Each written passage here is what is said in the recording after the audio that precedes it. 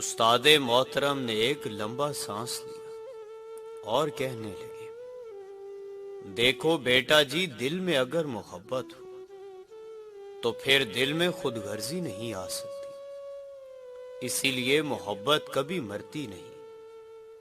یہ جو لڑکے اور لڑکی کا جوان ہونے پر آپس میں تعلق بن جاتا ہے، اسے محبت کی بجائے کشش کہنا زیادہ مناسب ہے۔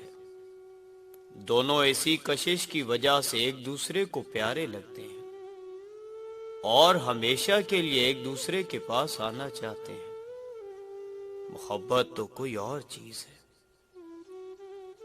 محبت میں ہم محبوب کا بھلا سوچتے ہیں، اس کی کامیابی سوچتے ہیں، اس کے کسی نقصان کا تصور بھی نہیں کر سکتے، ایسی کسی حرکت کا سوچ بھی نہیں سکتے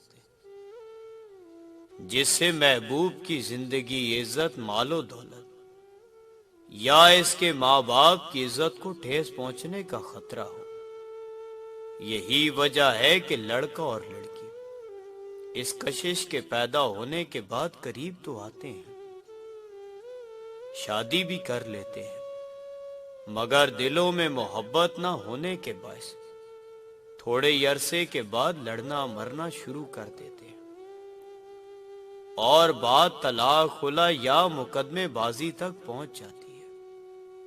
ہمارا المیہ یہ ہے کہ ہم نے کشش اور محبت کو آپس میں گٹ مٹ کر دیا ہے۔ نفرت ناپسندیدہ سے زیادہ سخت چیز ہے۔ آدمی محنت کی وجہ سے عظیم بنتا ہے،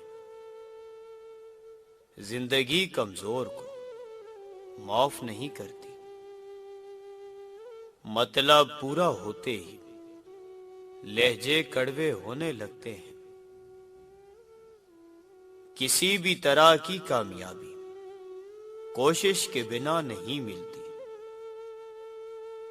تعلق تو چھتری ہے، ہر ذہنی، جسمانی، جذباتی غم کے آگے اندھا شیشہ بن کر ڈھال کا کام دیتی ہے۔ اگر رب عز و جل چاہے تو ادھورے قصے بھی مکمل ہو جاتے ہیں۔ نیند آدھی موت ہے اور موت مکمل نیند ہے۔ ہر چیز نصیب سے نہیں ملتی، کچھ چیزیں دعاؤں سے ملتی ہیں۔ اپنی مانگی ہوئی دعاؤں پر یقین رکھو، وہ رحمان ہے، وہ دعائیں رد نہیں کرتا۔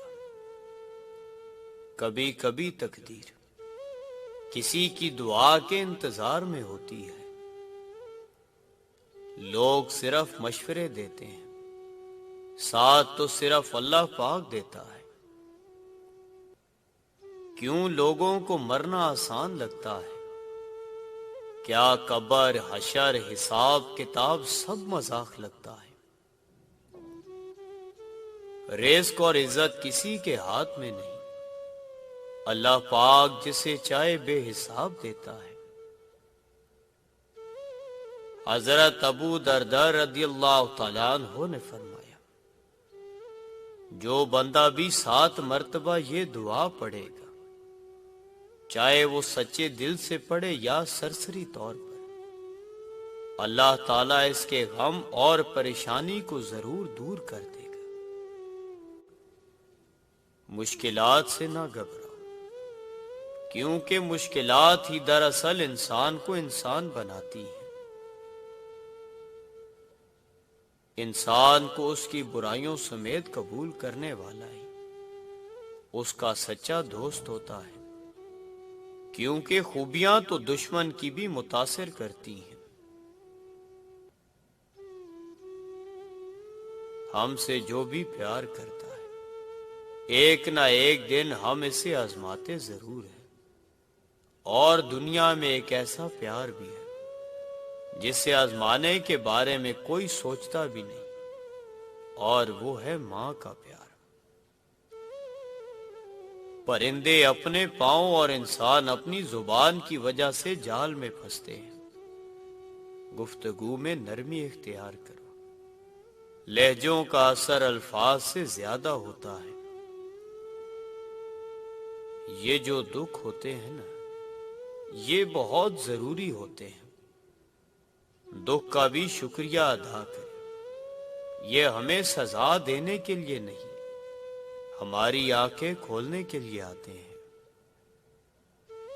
جیسے کوئی بچہ چوٹ لگتے ہی رو کر دوڑ کر ماں کی طرف بھاگتا ہے، اسی طرح ہم بھی مشکل دکھ، درد اور پریشانی میں اپنے رب سے رجوع کرتے ہیں۔ جو کسی کا برا نہیں چاہتے، ان کے ساتھ کوئی برا نہیں کر سکتا، یہ میرے رب کا وعدہ ہے۔